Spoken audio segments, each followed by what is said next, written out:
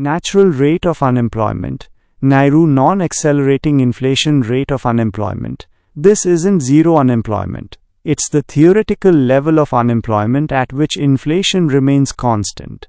Trying to push unemployment below this rate can lead to accelerating inflation. It's a tricky concept because it's not directly observable and can change over time due to structural factors in the economy. Phillips curve.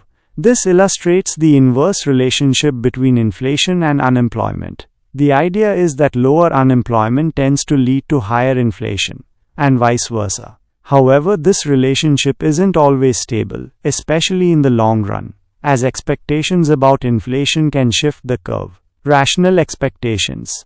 This is a theory stating that individuals and firms make decisions based on the best available information and learn from past experiences. These expectations can influence how economic policies affect the economy, sometimes leading to policy ineffectiveness if people anticipate the government's actions and adjust their behavior accordingly. Ricardian equivalence. This theory suggests that government financing decisions, whether to use taxes or issue debt, do not affect aggregate demand. The logic is that if the government borrows today, people will expect higher taxes in the future to pay off that debt, so they'll save more now, offsetting the impact of government spending. It's a highly debated concept with strong theoretical underpinnings but mixed empirical support in the real world. Stagflation.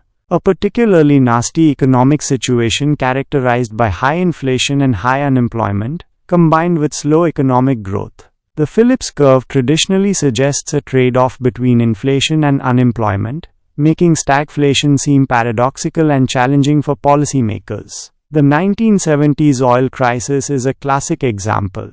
Secular stagnation, a condition of persistent low economic growth and low inflation, often accompanied by low interest rates. Some economists argue that advanced economies may be facing this due to factors like aging populations, a savings glut, and a lack of high-impact technological innovations. The multiplier effect. This describes how an initial change in aggregate spending, like government investment, can lead to a larger change in national income. This happens because the initial spending becomes income for others, who then spend a portion of it, creating further income, and so on. The size of the multiplier depends on the marginal propensity to consume. MPC.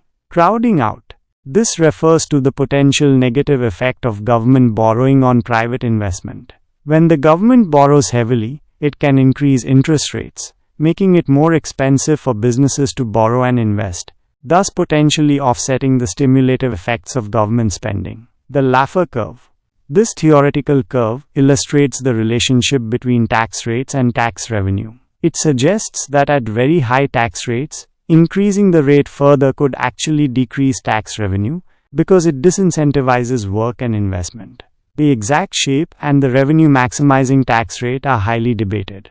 Time inconsistency of policy. This occurs when a policymaker's optimal policy changes over time, even if the underlying goals remain the same. This can lead to a lack of credibility and make policies less effective if economic agents anticipate that the policymaker will deviate from their stated plans in the future.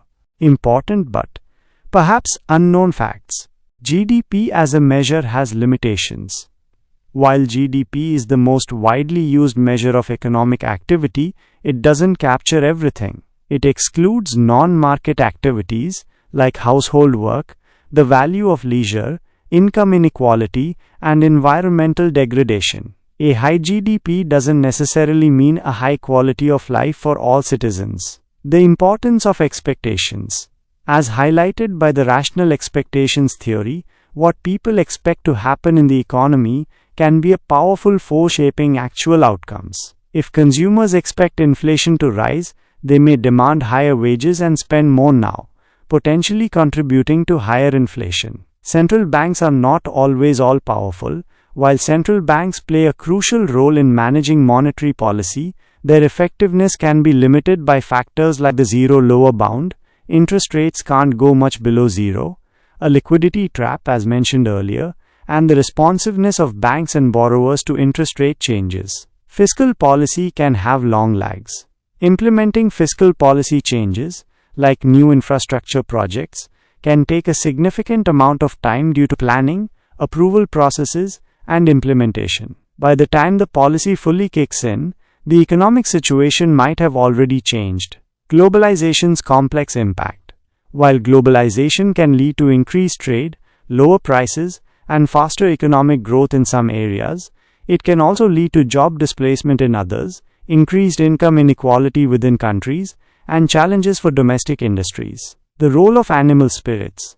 John Maynard Keynes emphasized the role of psychological factors, or animal spirits, waves of optimism and pessimism, in driving investment decisions and overall economic activity. These non-rational factors can sometimes have a significant impact on the business cycle. Debt dynamics matter. The level of government debt isn't the only thing that matters. The dynamics of debt, how it's changing relative to GDP, interest rates on the debt, and the economy's growth rate, are crucial for assessing its sustainability. Productivity is key for long-run growth. In the long run, the sustained growth of a nation's living standards is primarily driven by increases in productivity, how much output can be produced with a given amount of inputs, labor, capital, etc. Policies aimed at boosting education, innovation, and infrastructure are crucial for long-run prosperity. The current account balance reflects more than just trade.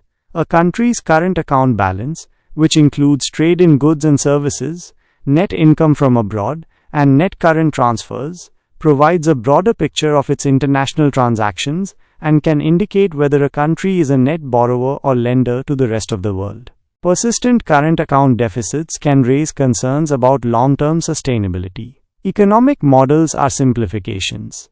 Macroeconomic models are essential tools for understanding complex economic relationships, but they are simplifications of reality. They rely on assumptions that may not always hold true, and their predictions are not always perfect. It's important to understand the limitations of these models.